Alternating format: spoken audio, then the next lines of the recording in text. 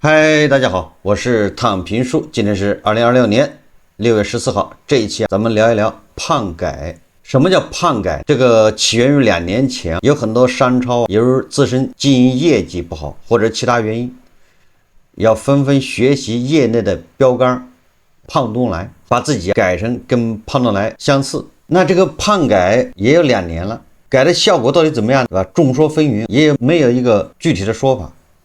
一直是含混不清，到現在為止，你比如说永輝超市，它就胖改了，但是通過永輝超市它的公布的財報看，似乎並不樂觀呢。也就是胖改效果到底怎麼樣，不得而知。那今天為什麼聊胖改？是因為我在網上看到一篇文章，是極昼工作室他發表的，叫《胖東來信徒湧入瀕死超市後》，是2020年6月9號發表的。今天分享的這篇文章，我個人不做什麼評判，大家看一看這個極晝工作室他們是怎麼看待胖改，還有一些胖改的效果。文章說，近2年胖東來被零售業視為救命稻草，永輝、物美、步步高等連年虧損的商超紛紛啟動胖改，試圖照搬其經驗自救。永輝第一大股東葉國富甚至斷言，不調改必死無疑。永輝2025年年報顯示，去年度深度調改了284家門店，關閉了381家長期虧損門店，試圖斷臂求生。2026年第一季度成效初顯，永輝實現利潤總額3.43億元，同比增長74.73%，調改門店同比營收增長了16.57%。此外，步步高的胖改門店均實現盈利，物美在京地區調改門店銷售額大幅提高，服務質量是胖改的關鍵環節。調改後的永輝吸引了一批追求體驗感的顧客，他們期待不用開口就能被看見的貼心服務，投訴能被及時響應，擁有被重視的感覺。漸漸地，顧客的心理預期被抬高了，眼光愈發苛刻，無條件售後也引來鑽空子的人。在精細化服務的背後，是一套嚴苛的管理體系。在考核制度和顧客第一的氛圍下，員工的熱情不斷消耗，他們成為這場自救中被忽視的成本。文章第一部分他說，顧客就是上帝。說進入石景山永輝胖改店的那一刻起，胖東來式的服務就開始了。店員微笑跟張樹蘭打招呼，主動把購物車推到他跟前，用的都是您打頭的禮貌用語。每個試吃點後都站着一位店員，身穿黑色 T 恤配棕色圍裙，碰上眼神就會被邀請品嘗。以前店員給張樹蘭留下的印象，愛買不買，他眼熟一個奶製品區域的員工，30多歲，在調改前只給客戶介紹基本信息，現在會提醒他小程序上下單更優惠，這很替顧客着想。張樹蘭心想，他45歲，在體制內工作，是大眾點評的資深用戶，也常把探店經歷分享在社交平台，賬號有5000多粉絲。這個張樹蘭是一個探店博主，體制內的人。他最滿意收銀服務，收银員把生熟產品分開打包，提醒他可以自動取冰，給海鮮保冷，買的購物袋裝不下不用加錢，會再給一個。硬件配套也跟胖東來一樣，超市入口有購物車的消毒紙巾，貨架旁提供放大鏡，微波爐上有防燙手套，要是碰上下雨天，工作人員會給顧客撐傘，拎着貨把顧客送到車上，這些都是服務。去年3月，家門口的永輝胖改後，周明遠也去湊熱鬧。他在一家互聯網大廠工作，平時買菜或在平台間比價。永輝每天晚上8點左右開始打折，吸引了不少和他一樣追求性價比的消費者。線上已經能滿足購物需求，到了線下超市，周明遠更追求一種體驗感。這其中包括很多需求不需要開口就會被看見。每天的打折產品不固定，周明源不好意思主動問，看到他在貨架前猶豫，店員會主動告訴他這個商品今天有沒有折扣，還沒到打折時段，店員有時會提前為他貼上打折標籤。作為薅羊毛的顧客，周明源沒有感受到來自店員的不耐煩。顧客優先寫在胖改永輝的員工手冊裡，當顧客有需要時，應按照手問制原則，第一時間放下手中的事，目光注視顧客，提供幫助，紅字加粗。所有超市的终局就是向胖东來模式靠近，否則都會失敗。永輝現任第一大股東葉國富曾公開講，永輝舊有的模式已經無法滿足當下消費者的需求，為價值和體驗買單，而不只看重便宜。在永輝工作的榴蓮廠家促銷林秋月說，每天開早會，領導都會提到客訴，楊枝甘露裡的芒果太酸，水果撈裡的爆珠不夠脆，顧客反饋上來就要做整改。胖改永輝提供現場果切服務，但沒有安排專人在切果的環島台工作。如果顧客等很久沒人來，投訴了，領導會查監控追責，給全員強調，客戶有需求就得服務好，給我停下手中所有的事。作為廠家促銷，林秋月的工作是上貨補貨，但被顧客問到能否切果，他就得就位。榴蓮、蓮藕、胡蘿蔔他也切過，被問不粘鍋在哪裡，光指路不夠，得親自帶過去，這也被寫進員工服務守則。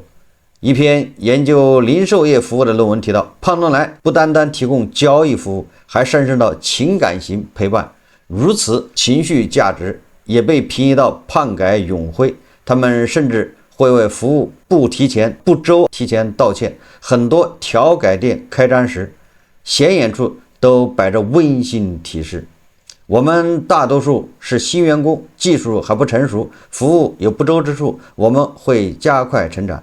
蘇州胖改店的收银員陳師杰提到，領導強調過，如果顧客在收銀處發現了忘了稱重，要主動替顧客去，貼心的服務下，消費者的習慣很快養成。哪天陳師杰忘了多給幾個塑料袋，會有人跑回來找他，問他為什麼今天沒給。胖改前永輝的張樹蘭眼裡就是一個菜市場，服務不是他在意的，但服務升級後，他的心理預期也隨之抬高，胃口被一點點撐大，要用一次比一次更好的服務去填滿。今年3月，他抱着同樣的期待去了另一家胖改永輝，貨品豐富了，衛生也不錯，但他揪出2個不滿意的點：一是店員很沉默，沒人招呼試吃；二是停車場還要收費，1小時6塊錢。張樹蘭不打算試吃，但就是感受到了店員的冷漠。他在社交平台上發了帖子，貨好了，心還沒有跟上，希望能調整。這個都是對胖改後這個超市員工的要求。這樣提出反饋是他向來的習慣。家人生病掛不上知名醫院的號，他打12345投訴，第2天就得到了醫院的回復。學會一招，你要掛知名醫院專家號掛不上，那你就打12345投訴。但是管不管用我不知道，這是文章介紹的，簡直這個處處都是在學習。第2天就得到了醫院的回復，網購時平台也傾向他，尺碼不對想退貨，但這筆訂單沒有運費險，他點擊平台介入，馬上得到解決。訂單由商家原因導致您想退貨，運費理應由商家全額承擔。他發帖的第2天，永輝超市客服賬號就出現在評論區，稱會加強培訓，進行整改，感謝監督。幾乎每條關於永輝超市的吐槽帖下面都能看到客服道歉的身影，客服的電話也打過來了，又道歉，感謝了一遍。張樹蘭更有被重視的感覺，丈夫也感慨，永輝是真的變了，有顧客就是上帝的感覺了。河南人劉鑫算是胖東來的信徒，胖東來走紅前，他就陪家人去買過鞋，發現胖東來會專門標注牛皮含量，提供開線免費修的售後保障，褲子能當場免費裁剪，超市入口處的洗手池也讓他覺得新鮮，服務都在細節裡。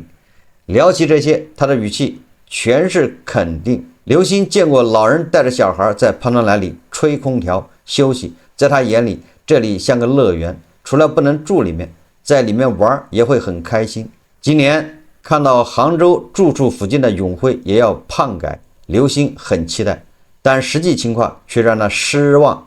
他買了3碗涼皮，拎着一袋吐司，一盒蛋撻，手上沒有拿穩，涼皮掉地上灑了一半。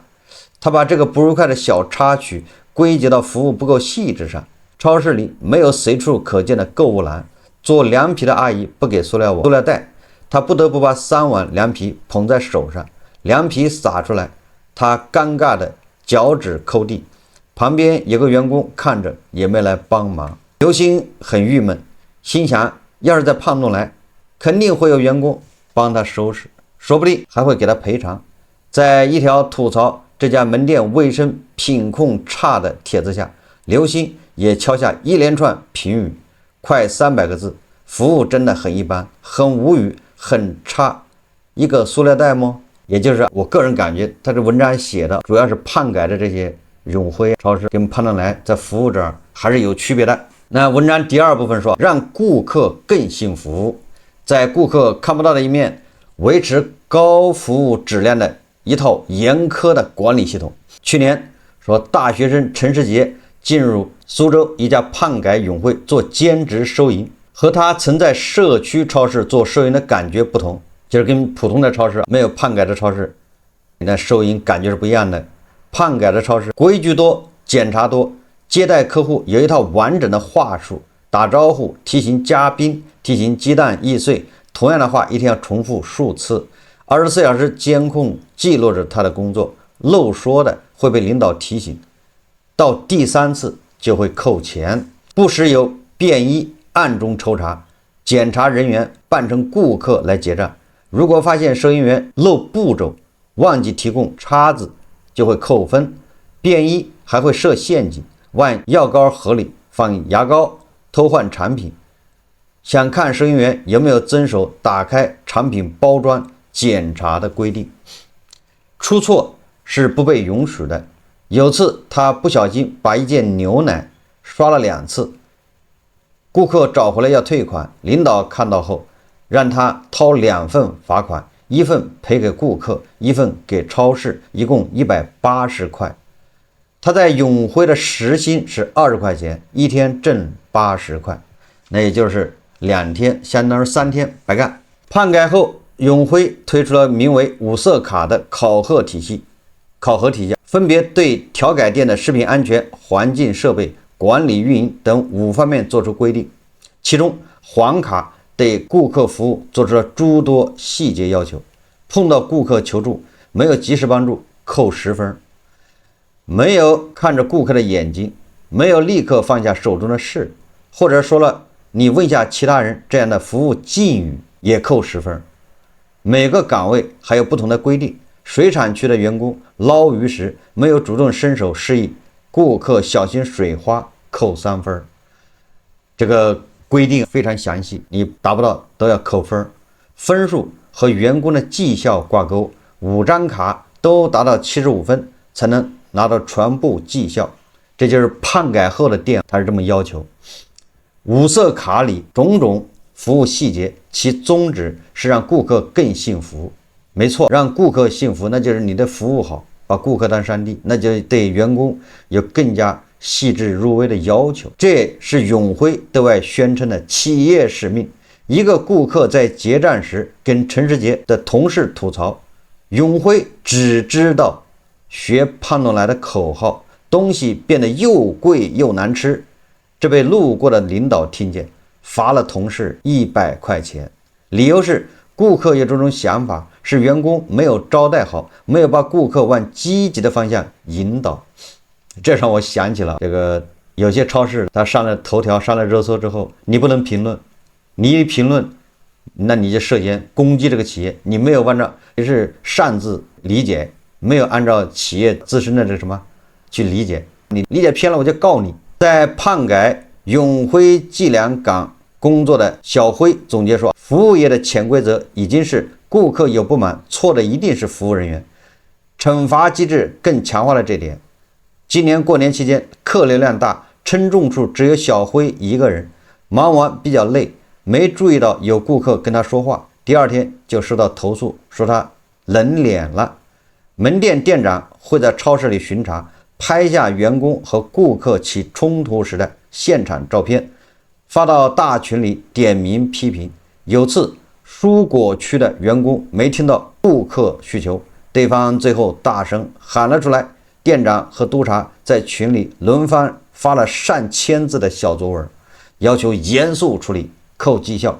那應該都是胖改之後的这個效果啊。因為我看那個胖東來超市動不動為顧客為什麼員工他也發個調查報告，都是上百篇的是吧？上百張紙的，上百頁的什麼調查報告。總之這個，所以店長督察在群裡發上千字的小作文，那應該不算長。截至2025年底，永輝超市門店僅剩約400家，不到鼎盛時期的一半。已關閉門店涉及多個省市，閉店的主要考量因素是長期虧損。即便如此，和胖東來這樣僅有10多家門店的區域性零售商相比，永輝仍是一家遍布全國的大零售商，面對着不同的地區、不同需求的消費者。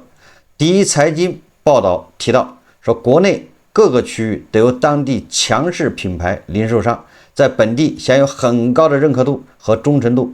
這意味着，就算永輝調改到天花板級別的服務，也要接受多樣化消費者的嚴格考驗。事實上，就連胖東來的人氣產品走出河南都可能水土不服，這是媒體說的，咱們讀者網友不能妄加揣測，你要理解錯了，你要容易被告。那我還是不理解算了。零售專家王國平曾在採訪中提到，他走訪湖南胖改步步高時發現，胖東來的熟食不能滿足湖南人對辣度的需求，步步高要給客人準備蘸料。胖東來自有品牌白酒的包裝簡單，也不符合當地人愛買包裝酒的習慣。這什麼專家王國平給他寄律師函，主張攻擊胖東來，這不對，發函吧，不要等着了。律師函在路上。鄭州大學商學院教授周陽敏從2006年開始調研胖東來，他曾對媒體表示，胖東來鎖定的是4線城市的中高端人群，當地人對90年代就發家的胖東來有情感依賴，在較小的區域裡，因客戶無理退貨造成的損失往往是十分有限的，但能給消費者帶來的非常強烈的安全感和信任感。但這一套服務照搬到永輝時，有限的問題就成倍增加了。胖改永輝延續了胖東來的商品質量終身責任制，廠家促銷林秋月和同事都遇到過鑽空子的人。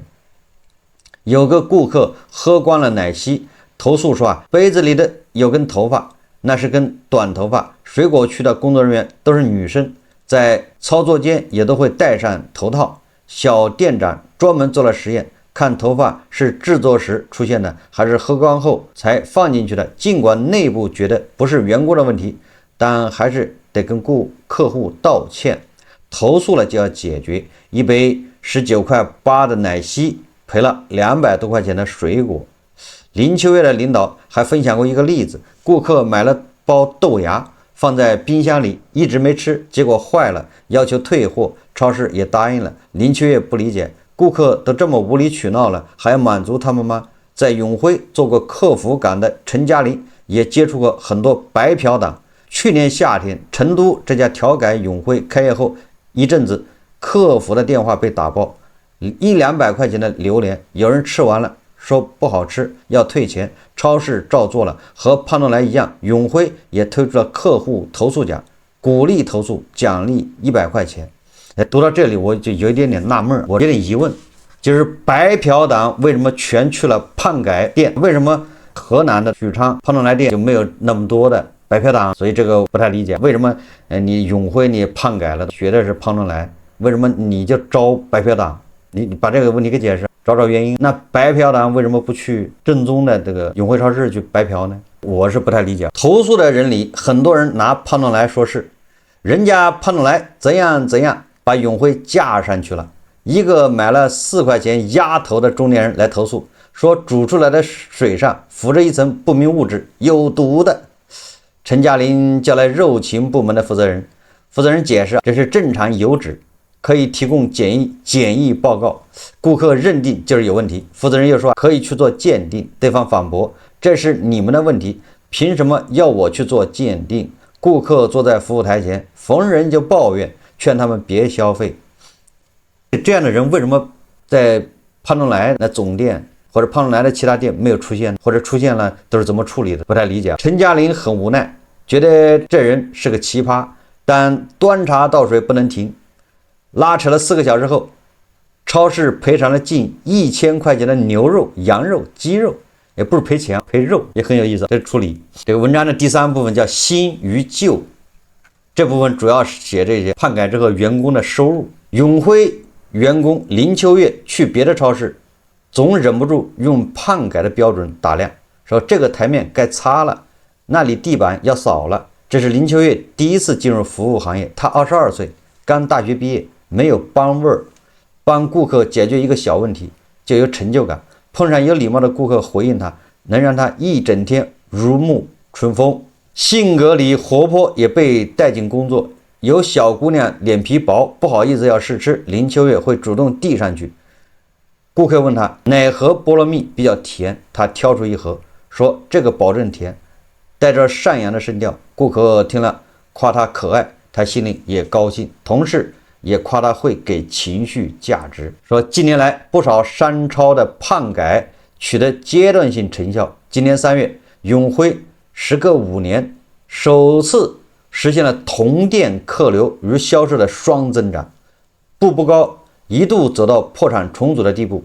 如今胖改門店均實現盈利，物美在京地區已調改的門店日均銷售額也普遍實現50%到300%的增長，也就是這些胖改的店那還是有成色的、有底色的、有成效。在這之前，整個零售業經歷了深層危機，社區團購、折扣店分走注重性價比的客戶，山姆這樣的會員店消化了追求精品的客戶，再加上即時零售的成熟，留給傳統實體商超的空間越來越小。而胖東來的營收在2023年卻高達107億，淨利潤1.4億。盒馬創始人侯毅在財經的採訪中表示，胖東來模式在當時提供了一種具體的解決方案。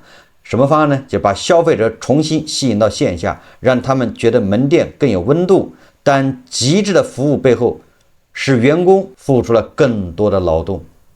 侯毅也表示，不認同把胖改神聖化，也不認為它是零售業唯一出路。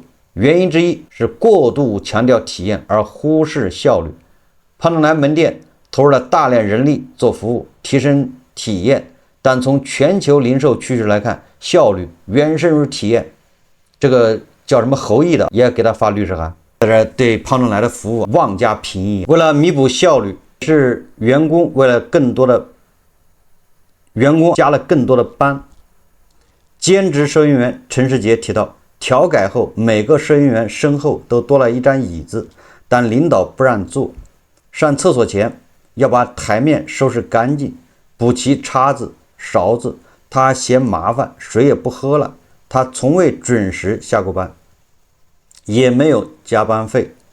廠家促銷林秋月提到，水果區本來有4位直營員工，後來裁掉了2個，由於人手不足，活兒就落在了廠家促銷頭上，本職工作已經讓他閒不下來，還要時刻響應客戶的需求，去環島台切水果。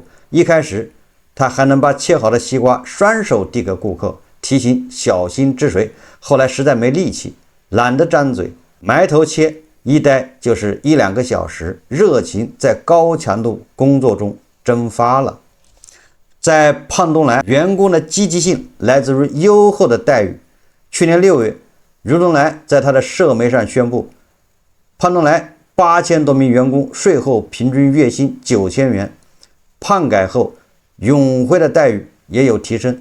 2025年財報顯示，人均薪酬13.89萬元，同比增50.2%，員工總數4.9萬人，較上年減少近3萬人。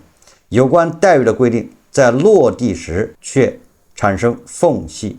一位湖北的收銀員起初被4000元薪水吸引，入職後才知道五色卡的存在，扣分。調改後的前3個月不考核，到第4個月又沒通過五色卡考核，沒績效，工資少了1/5。熬到下一個季度，考核終於達標。過年期間工作很累，不時要開會，盤貨到凌晨2、3點，第二天7點照常上班，也沒有加班費。所有人都在期待績效，結果發工資時，領導說由於店員太多，人效差，就是指人力投入和產出比差，績效要砍半。直到今年5月，他都沒有拿到過完整的4000塊錢，也是4000塊錢一個月，他到現在為止就沒拿到過4000塊，都是被扣掉了，不是這麼扣就是那麼扣。實際上人效並沒有寫在五色卡裡。胖改後，新老員工的薪資也出現了明顯差距。在湖北這家店裡，老員工只拿2000塊，對新員工有不滿，工作上更懈怠。2022年入職成都一家永輝門店的彭小磊回憶，那時除了他是剛畢業的大學生，大部分員工都是40多歲的大哥大姐，專科畢業，工齡5、6年以上，基本是為了社保在工作。2024年5月，永輝正式學習胖东來模式，彭小磊所在的门店成立了服務標準部門，但從店長到基层員工都很懵，對內部改革沒概念。從前他們甚至沒有一套固定的培訓標準，全看前輩怎麼做怎麼教。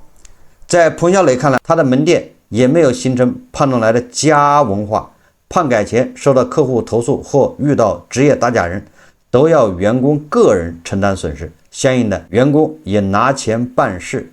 克服感的陳嘉玲對胖东來很有好感，這是他入職胖改永輝的原因。在他看來，那樣尊重員工、講究品質的企業才是有良心的。他認同胖東來的經營模式，也看到了調改成功的樣本。他曾到成都一家永輝調改旗艦店學習，發現這家店既能盈利，員工又拿得滿額績效，年底還分紅。當時陳嘉玲得到晉升機會，去另一家籌備調改的門店，負責食品安全管理。食品安全感的條條框框很多，比如商品的保質期、品相、貨架衛生等，這些都在五色卡的考核範圍內。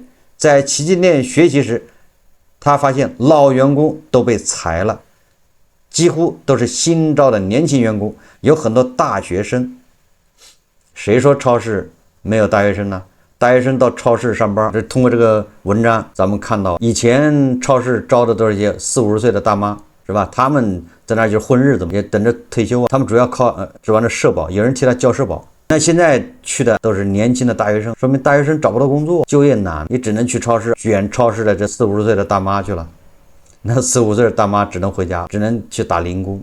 這麼說的，他說新鮮血液配合度高，有問題就積極整改。你說剛畢業的這些大學生好拿捏，不像40、50歲的老油條。而他要負責的調改店虧損嚴重，投訴率高，他還從老員工身上感受到強烈的抵觸感。他把在旗艦店學的經驗分享到群裡，制定工作流程，沒人搭理。收集員工證件照花了1個多星期才完成，通知部門負責人統一來領飯票，但沒人遵守，還是一個個來拿。當時門店樓上在裝修，灰塵飛來飛去，而食品乾料就敞開放在那兒。陳嘉玲找過負責人很多次，說這很不衛生，是紅線問題，但對方不當回事，懟他：我來的不比你時間長，你才幹多久？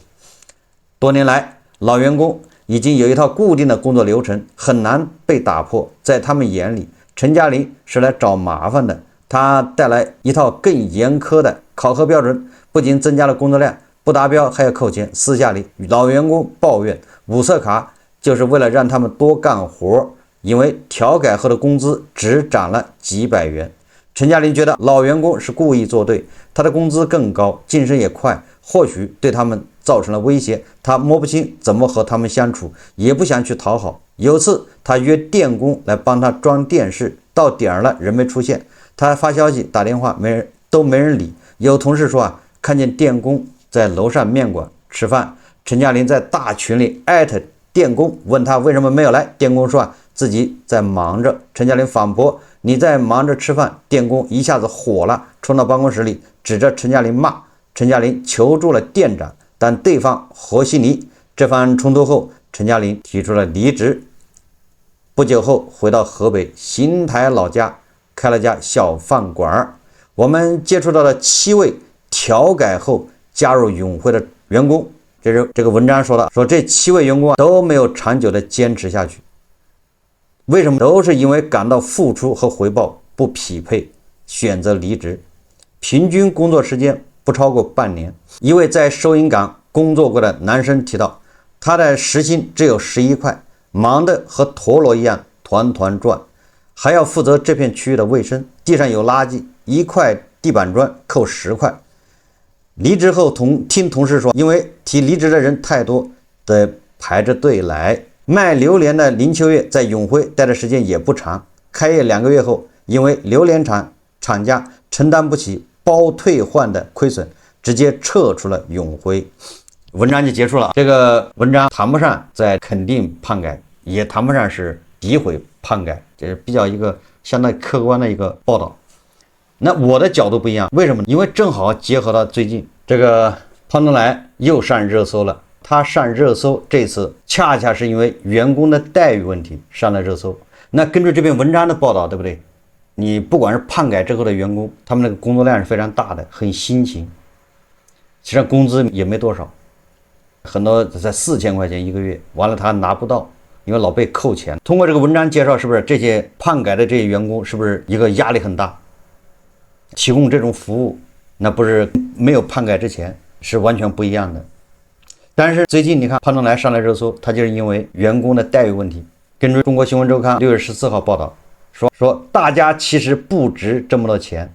說出這句話的人是那個被全網打工人奉為夢中情奇的老闆胖東來的創始人于東來。這個是中國新聞週刊報道的，咱只是念，你也發律師函也發給他。近日，一段出自胖東來內部分享會的視頻被官方公開。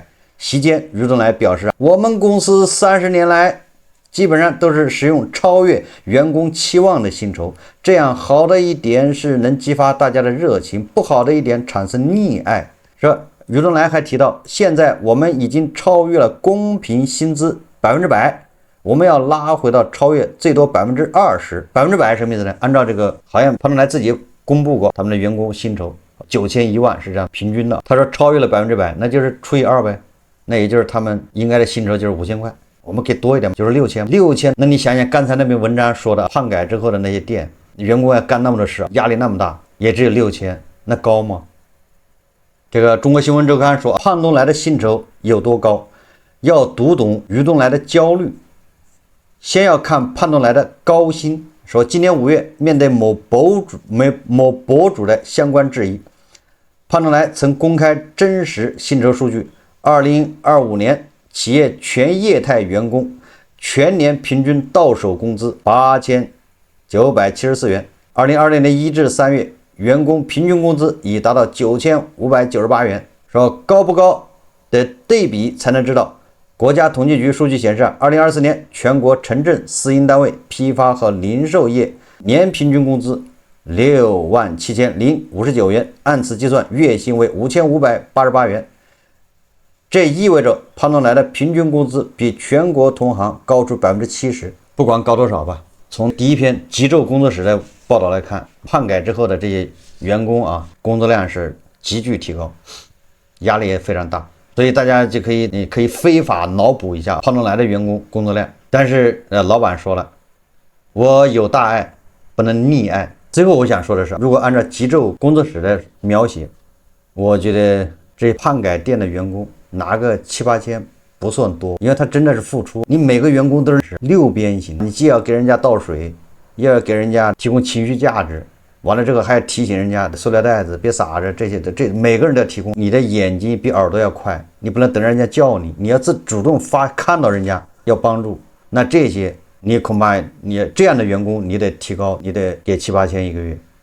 你不能希望馬兒跑得快，也希望馬兒不吃草。這麼機靈的，這麼會來事的員工，你給他發4千，那當然他幹不下去啊。所以你看，极昼工作室說了，这些員工到了胖改店幹不了多長時間都辭職。但是就這樣，有些老板已經扛不住了，認為發的工資太高了。總之，我在很久以前就說過，就是什麼不可能定律，你不能说消費者覺得便宜，性價比合適，消費者覺得佔了便宜。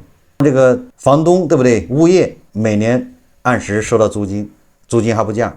這個供應商他的應收賬款每年能按時到，而且不壓他的利潤，供應商能賺錢，國家稅收也賺錢，老板股東又賺錢，股東賺的多了不知道怎麼辦了，对不对？這是自己說的。完了这個員工又賺錢，工資高，那你說這不叫不可能定律嗎？你那多少錢到底從哪兒掏出來的？反正不太好理解，是吧？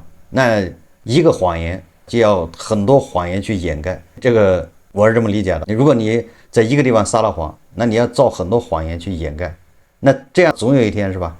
那謊言它就蓋不住了。假以時日，我覺得一切真相都會浮出水面，不着急。吃瓜群眾有的是時間慢慢看。我們舉着2個饅頭，1包榨菜，就邊吃邊看。好，這期節目我們就聊到這裡，感謝大家收看。如果喜歡我的節目，歡迎訂閱轉發，也可以在下方留言評論，謝謝大家。